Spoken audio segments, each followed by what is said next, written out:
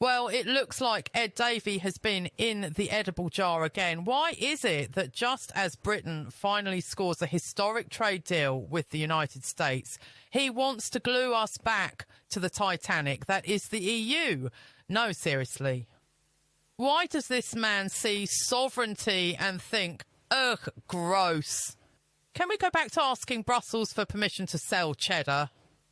Because apparently winning is too much freedom for some politicians. Look, we've just bagged a UK-US trade agreement, actual, real, grown-up diplomacy, tariffs slashed on pharmaceuticals, finance, digital services. British AI firms finally get access to American tech hubs. UK whiskey about to flood the US market like it's Prohibition 2.0. And yet, here comes Ed Davey, leader of the Lib Dems and head of the Please Colonise Us Again Brussels fan club, insisting we rejoin the customs union because apparently being able to make your own decisions is just too scary. This man just looked at the biggest economic opportunity of the decade and said, I think I'd rather be bossed around by Ursula von der Leyen and taxed by Macron. It's like leaving a toxic ex, finally landing a new job, buying a car and then saying, actually, maybe I'll go back. I miss the arguments and the emotional abuse. What's worse, he's dressing it up as pragmatism. No, Ed. It's not pragmatic to rechain yourself to a sinking block that's stuck in an energy crisis, facing stagflation and watching youth unemployment soar in half its member states. It's Stockholm Syndrome with spreadsheets. Let's talk facts. US-UK deal, independent regulatory standards, free access for British data and tech firms, mutual recognition for pharmaceuticals and financial services, a foot in the door for a future full-blown FTA with the world's biggest economy. EU customs union, rule taker status, no trade deals without Brussels blessing, no border control flexibility, must follow their food, plant and tax codes. And Davey wants us to give all that up, all because polls show some people have buyer's remorse. I don't know who needs to hear this, but polls aren't policy.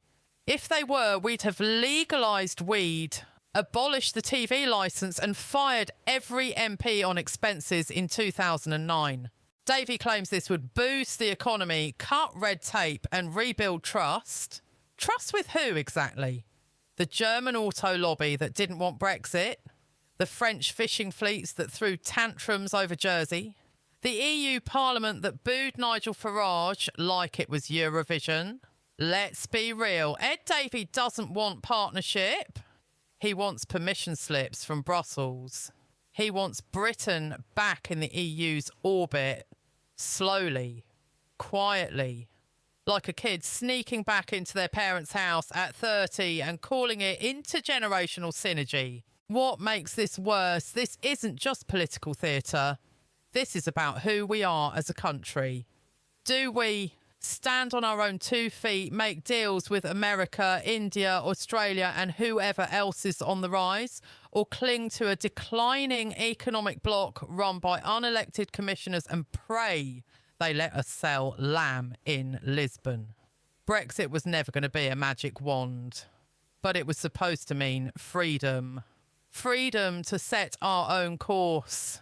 And Ed Davey, he's standing on the deck of the HMS Sovereignty, trying to drill a hole in the hull because Brussels asked nicely. So here's the punchline. Britain wins a landmark trade deal with the United States, and Ed Davey responds by begging for the EU's customs paperwork and quota charts. That's like getting VIP access to a Michelin-starred steakhouse and choosing instead to eat boiled cabbage in the staff canteen. So to Ed and the rest of the political Euroclingers, here's a thought. The world is moving forward. America, Asia, Africa, even parts of the EU that actually want reform. And here you are, still simping for Brussels. Get a grip, for God's sake. You want to rebuild the economy, Ed? Try backing Britain, not reverse engineering Remain. This is TruthCast UK, where we don't need a passport to smell political weakness. And I'll catch you next time.